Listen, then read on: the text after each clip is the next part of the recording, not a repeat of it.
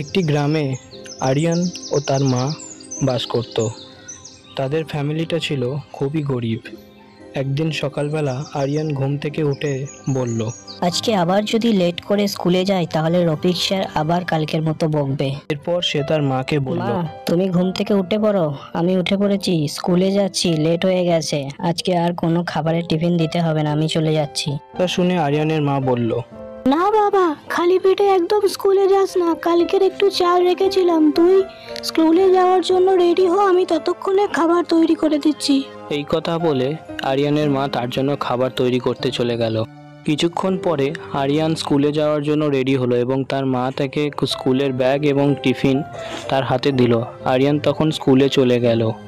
গরিবী এবং দরিদ্রতা আরিয়ানকে পিছু ফেলতে পারেনি। সে পড়াশোনায় সবার চেয়ে ভালো ছিল। স্কুলে যাওয়ার পর ক্লাসে রফিক স্যার আরিয়ানকে বলল, আরিয়ান, তুই এই স্কুলের সবচেয়ে ভালো স্টুডেন্ট। আশা করছি ভবিষ্যতে তুই কিছু একটা করে দেখাবি। করে দেখাবি কি স্যার? ও তো এখন থেকে ঠিক করে রেখেছে ও বড় হয়ে আইপিএস অফিসার হবে। এই কথা শুনে স্কুলের বাকি ছাত্ররা একটু হাসাহাসি করতে লাগলো।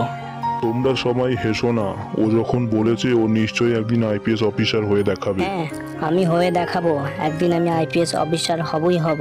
এরপর স্কুল থেকে ফেরার পথে আরিয়ান দেখলো গ্রামে কিছু লোকজন মিলে ঝামেলা করছে। তখন সে তাদের কাছে গিয়ে বলল, তোমরা এইভাবে রাস্তার মধ্যে মারামারি করছো কেন? কি হয়েছে? কি সমস্যা তোমাদের? এই ঝামেলার কারণে তাদের সবাইকে পুলিশ এসে ধরে নিয়ে গেল। এরপর ওই থানার ইন্সপেক্টর দত্ত ওদেরকে বলল, এইভাবে রাস্তার মধ্যে দাঁড়িয়ে তোমরা মারামারি করছিলে কেন? আমি চাইলে তোমাদেরকে লকআপে ভরে দিতে পারি এখনই, জানো? আর এই যে তুই বাচ্চা ছেলে হয়ে স্কুলের ড্রেস পরে ওদের সাথে মারামারি করছিলি ওখানে। কিন্তু স্যার, আমার তো কোনো দোষ নেই, আমি শুধুমাত্র ওদেরকে মারামারি করতে বারণ করেছিলাম। ও, তাহলে এখন তোর কাছ থেকে আমায় শিখতে হবে কোনটা ঠিক আর কোনটা ভুল। চল যা এখান থেকে। এইভাবে অপমান করে পুলিশটি আরিয়ানকে থানা থেকে তাড়িয়ে দিল।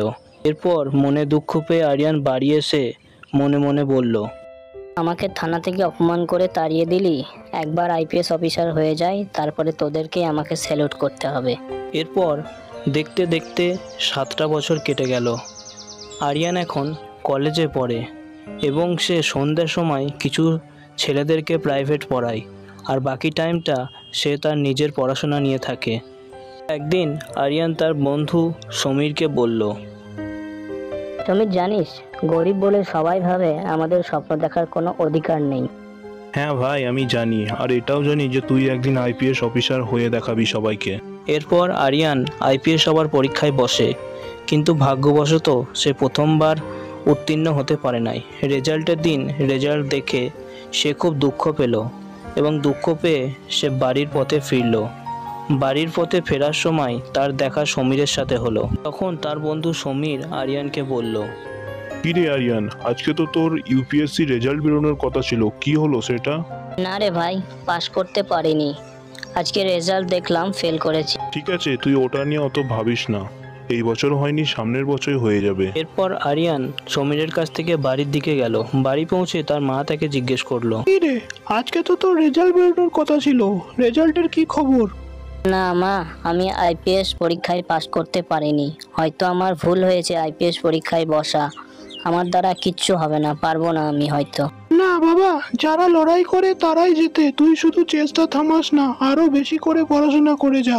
এরপর দেখতে দেখতে পুরো 1টা বছর আরিয়ান শুধু পড়াশোনা করেছে। রাত্রে ইলেকট্রিসিটি চলে গেলে সে রাস্তার ধারে বসে লাইটে পড়াশোনা করত। এরপরে পরের বছর সে আবার আইপিএস হওয়ার পরীক্ষায় বসলো। পরীক্ষা দেওয়ার পর সে বাড়ি ফিরে গেল।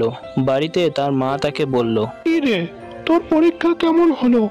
আজকে তো তোর পরীক্ষা ছিল। হ্যাঁ মা, আমার পরীক্ষা খুব ভালো হয়েছে, এবারে আশা করছি আমার আইপিএস পরীক্ষা আমি পাশ করে ফেলবো।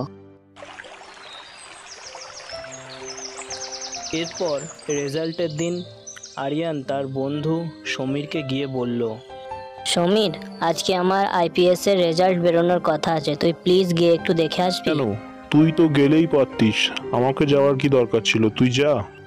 না, আসলে গতবার কি হয়েছিল তুই তো জানিস, তাই একটু ভয় লাগছে। ঠিক আছে, বেশ, তুই চিন্তা করিস না, আমি যাচ্ছি তোর রেজাল্ট দেখতে। এরপর সমীর আরিয়ানের আইপিএস রেজাল্ট দেখে চমকে ওঠে। সে খুশি হয়ে যায় কারণ আরিয়ান পাশ করে গেছে। এরপর সে দৌড়ে আরিয়ানের কাছে যায় এবং গিয়ে বলল, আরে ভাই আরিয়ান, তুই তো ফাটিয়ে দিয়েছিস, তুই সারা ভারতের মধ্যে ফার্স্ট হয়েছিস। তুই সত্যি বলছিস আমি পাস করে গেছি?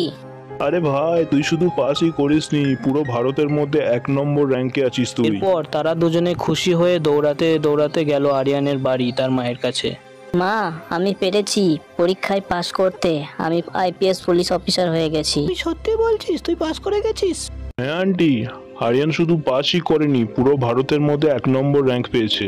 ওই দিনটা ছিল আরিয়ান ও তার মায়ের জন্য সবচেয়ে খুশির একটা দিন। এরপর পুলিশ অফিসার হয়ে আরিয়ান একটা বড় গাড়ি করে শহরের একটি পুলিশ স্টেশনে গেল। আরিয়ান থানায় গিয়ে দেখলো সেই পুলিশ অফিসার ইন্সপেক্টর দত্ত, যে তাকে একদিন পুলিশ স্টেশন থেকে অপমান করে তাড়িয়ে দিয়েছিল, সে তাকে স্যালুট করছে। এটা দেখে আরিয়ান বলল, কি ইন্সপেক্টর দত্ত, আমাকে চিনতে পারছেন? হ্যাঁ স্যার, আপনি তো একজন আইপিএস অফিসার। আরে দত্ত স্যার, আইপিএস অফিসার তো আমি এখন হয়েছি। আপনি আমাকে গ্রামের একটি পুলিশ স্টেশন থেকে অপমান করে তাড়িয়ে দিয়েছিলেন, মনে আছে? আমি সেই আরিয়ান। সরি স্যার, আমার ভুল হয়ে গেছে, বুঝতে পারিনি আমি ঠিক। যেদিন আপনি আমাকে অপমান করে তাড়িয়ে দিয়েছিলেন, আমি সেদিনই মনে মনে প্রতিজ্ঞা করেছিলাম যে একদিন আইপিএস অফিসার আমি হব আর আপনারা সবাই আমাকে স্যালুট করবেন। তা দাঁড়িয়ে আছেন কেন? চলুন ভিতরে যাওয়া যাক। ভিতরে যাওয়ার পর প্রত্যেকটি পুলিশ অফিসার আরিয়ানকে দেখে স্যালুট করে, কারণ সে এখন সবচেয়ে বড় অফিসার। আজ থেকে আপনাদের এই পুলিশ স্টেশনের দায়িত্ব আমি নিলাম, আইপিএস আরিয়ান দাস। এরপর আরিয়ান গ্রামের সেই ছোটবেলাকার স্কুলটাতে গেল এবং বলল, তোমরা যদি মনে করো যে গরিব ঘরে জন্ম নিয়ে আমাদের জীবন শেষ, তাহলে ভুল করছো। তোমরা স্বপ্ন দেখো আর লড়ে যাও, একদিন সফলতা নিশ্চয়ই আসবে। স্যার, আমারও স্বপ্ন আমি বড় হয়ে আপনার মতো বড় আইপিএস অফিসার হব। খুব ভালো, এইভাবে স্বপ্ন দেখো আর লড়াই করে যাও। আইপিএস আরিয়ান সে এখন শুধু একজন পুলিশ অফিসারই নয়, সে হাজার হাজার ছেলে মেয়েদের অনুপ্রেরণা। তার গ্রামের প্রত্যেককে তাকে নিয়ে গর্ব করে। তাহলে বাচ্চারা, আজকের এই ভিডিও থেকে আমাদের শিক্ষা যে পরিস্থিতি যেমনই হোক না কেন, তুমি যদি গরিব পরিবারেও জন্ম নাও তাহলে সেক্ষেত্রে ভেঙে পড়ো না। স্বপ্ন দেখো, লড়াই করো এবং সেই স্বপ্নকে পূরণ করার চেষ্টা করো।